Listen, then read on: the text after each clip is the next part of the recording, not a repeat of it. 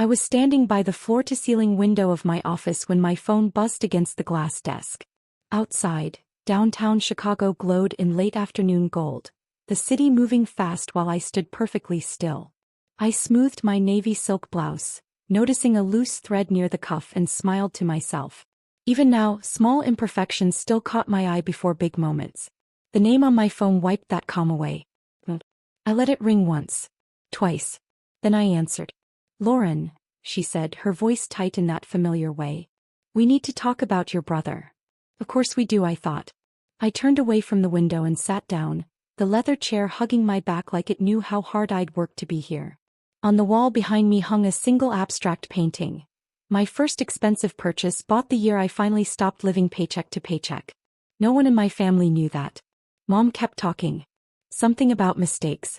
About money. About how things hadn't worked out the way they expected. $400,000, I thought.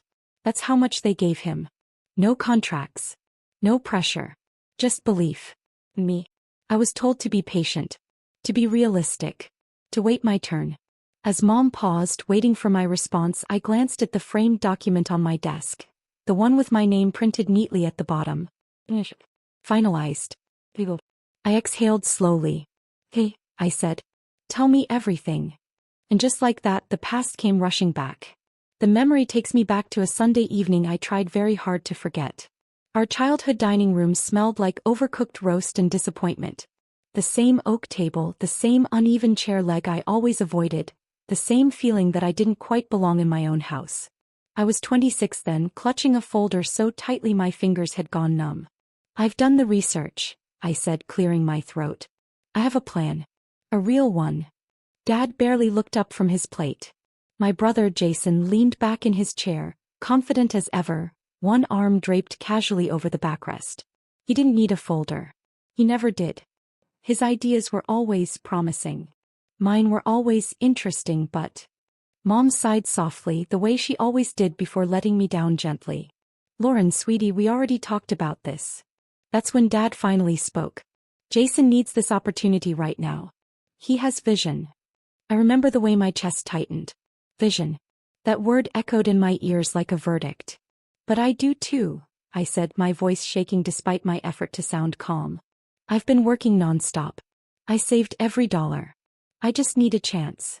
Mom reached across the table and patted my hand, already halfway to dismissing me. "You're smart. You'll figure something out. You always do." And that was it. $400,000. That was what they handed Jason the following week. No contracts. No accountability. Just trust wrapped in a proud smile. I watched from the doorway as Dad hugged him, telling him how proud he was. No one hugged me. That night I packed my things in silence. Each folded shirt felt heavier than the last. Before I left, my grandmother slipped something into my hand. A small leather-bound notebook, edges worn soft with time. "You don't need permission to become who you are," she whispered. "Just courage." I cried in my car for almost an hour before starting the engine. My hands shook as I pulled away from the only home I'd ever known, but beneath the hurt was something else. Quiet, steady resolve. They had chosen him. So I chose myself.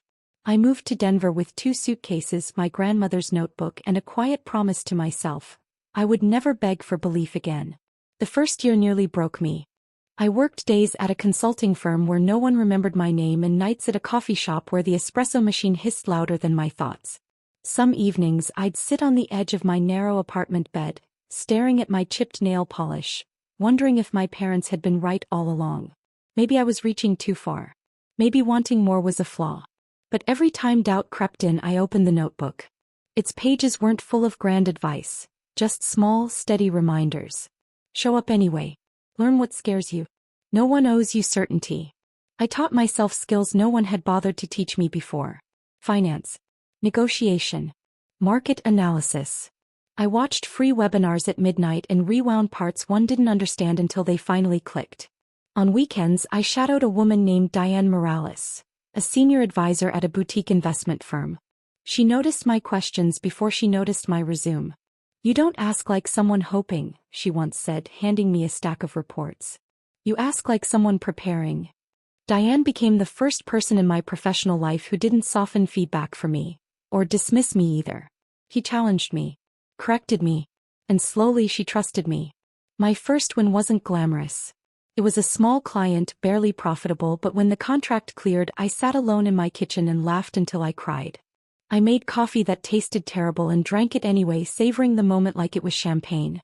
More wins followed. A referral. A bonus. Then another. I upgraded my apartment. Bought my first tailored blazer. Learned how it felt to walk into a room without apologizing for my ambition. Through it all, I kept my distance from my family. When Mom texted asking how I was doing, I replied with words like fine and busy. My social media showed sunsets and books, never boardrooms or balance sheets. They didn't need to know. Not yet. What I didn't realize then was that while I was quietly building my future, Jason was unraveling his. Whispers reached me through distant relatives. Missed deadlines, bad decisions, mounting debt. The business my parents had poured everything into was bleeding slowly, painfully. By the time I saw the financials myself years later, I recognized them instantly. It was the same industry. The same market. And now the same opportunity. I closed my laptop and felt something unexpected settle in my chest. Not revenge, not triumph, but readiness. They thought I had walked away empty-handed. They had no idea I was walking back stronger. They arrived on a Thursday morning, exactly the way I'd imagined they would. Mom walked in first, clutching her purse too tightly, her eyes scanning the lobby as if she expected to see a struggling version of me hiding behind the reception desk. Dad followed, shoulders stiff, jaw set in that familiar way he used when he felt uncomfortable but refused to admit it. Jason came last. He looked thinner. Older. Less certain. No one spoke as the elevator carried us upward. When the doors opened onto the 23rd floor, the silence stretched. Sunlight spilled across polished concrete floors. Framed market analyses lined the hallway, projects I had led, companies I had turned around. At the far end, glass walls revealed my office, spacious and calm, overlooking the city. Mom slowed her steps. Lauren, where are we? I didn't answer right away. Inside my office, everything was intentional. The walnut desk. The abstract painting from Chicago. A small plant I somehow kept alive. And on the shelf behind me, my grandmother's notebook, worn and quiet, exactly where I could see it. They stood there, absorbing it. This is impressive, Dad finally said, though his voice lacked conviction. Jason's eyes kept moving, from the view to the desk to the nameplate etched in brushed steel. Lauren Mitchell, managing partner. He swallowed. What exactly do you do here? I sat down slowly, letting the leather chair support me the way it always did. I folded my hands steady. I run this firm, I said. And as of last Friday, I also own a majority stake in Mitchell & Rowe Enterprises. Jason frowned. He stopped. That's my company. I met his eyes. It was. The color drained from Mom's face. Lauren, what are you saying? I reached into the desk drawer and slid a folder across the surface. Legal documents. Purchase agreement. Signatures. Numbers that spoke louder than any argument we'd ever had. Dad picked it up, his hands shaking slightly as he read. Jason leaned over his shoulder, breath shallow. Purchased for $1, Jason whispered. That's not possible. It is, I said softly, when liabilities outweigh assets and creditors are done waiting. The room felt smaller then, like the walls were leaning in. You let it fail, Dad said, not accusing, realizing. No, I replied. I let it be what it already was. Jason dropped into the chair across from me, rubbing his face. All that money, they gave me everything. I nodded. And I bought what was left. Mom's eyes filled with tears. Why didn't you tell us? Why didn't you ask for help? I thought of the dining table. The folder in my numb hands. The pat on my wrist. I did, I said. Years ago. No one spoke after that. Outside the window, the city kept moving. Cars changing lanes, people heading to meetings they believed would change their lives. Inside, the truth settled heavily between us. I wasn't here to embarrass them. I was here because the balance had finally shifted. And they knew it. I didn't raise my voice. I didn't need to. Power doesn't announce itself. It settles in the room, calm and undeniable. Jason finally looked up at me, his eyes glassy but honest in a way I'd never seen before. So what happens now? He asked. Are you shutting it down? I studied him for a moment. The brother I once admired. The man who'd been handed everything and still lost his way. No, I said. I'm restructuring it. Dad exhaled slowly as if he'd been holding his breath for years. Mom clasped her hands together, hope flickering across her face. But, I continued, that depends on whether you're willing to change. They listened then. Really listened. I turned to Jason first. You don't get a title handed to you anymore. If you stay, you start from the ground up. Training. Oversight. No exceptions. His shoulders sagged, but he nodded. I deserve that. I looked at my parents. And you don't get to fix things with money. Mom flinched. I need accountability, I said. Not apologies whispered after the damage is done. I need honesty, about why I was overlooked and how that pattern ends now. Dad cleared his throat. We thought we were helping. I know, I replied. But intention doesn't erase impact. Silence again. Thicker this time but not hostile. If I help, I continued, it's because I choose to. Not because I owe anyone anything. Mom reached for my hand then stopped herself unsure. We want to do better, she said quietly. I believed her. But belief I'd learned was only the beginning. My conditions are simple, I said.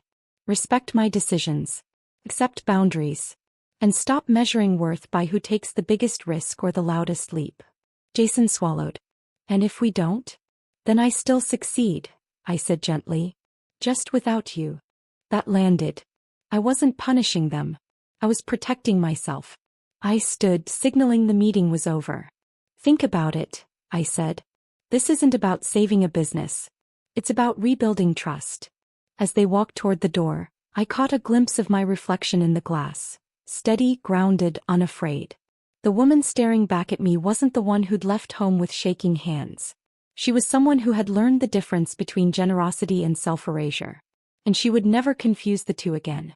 Change didn't arrive all at once. It rarely does. Jason showed up early. Stayed late. Asked questions without defensiveness. For the first time in his life he listened more than he spoke. I watched him learn what responsibility actually felt like. Not the thrill of risk but the discipline of consistency. My parents changed more quietly. Mom stopped offering solutions before understanding the problem. Dad learned how to sit with discomfort instead of filling it with money or certainty. They didn't always get it right but they tried. And that mattered more than perfection ever could. Some evenings after the office emptied and the city softened into dusk, I stayed behind. I'd make myself a cup of coffee and sit at my desk, fingers resting on the edge of my grandmother's notebook. The leather was more worn now, but the words inside felt stronger than ever. You don't need permission to become who you are. I thought about the girl who left home with nothing but courage and quiet resolve. The woman who learned to trust herself when no one else did. The leader who understood that success wasn't about proving them wrong. It was about finally standing right with herself. One night, Mom called me just to ask how my day had been. No agenda. No request. Just curiosity. I smiled when I hung up. The business stabilized. Then it grew. Not because of luck or handouts or borrowed belief, but because it was finally being run with clarity and care. Me. I stopped hiding. Not out of spite. Out of peace. The city lights flickered on outside my window as I closed the notebook and placed it back on the shelf. I adjusted my blazer, glanced once more at the skyline, and felt something settle inside me, whole and unshakable. They once gave my brother $400,000 and called it faith. I bought the remains for $1 and built something far more valuable. My life.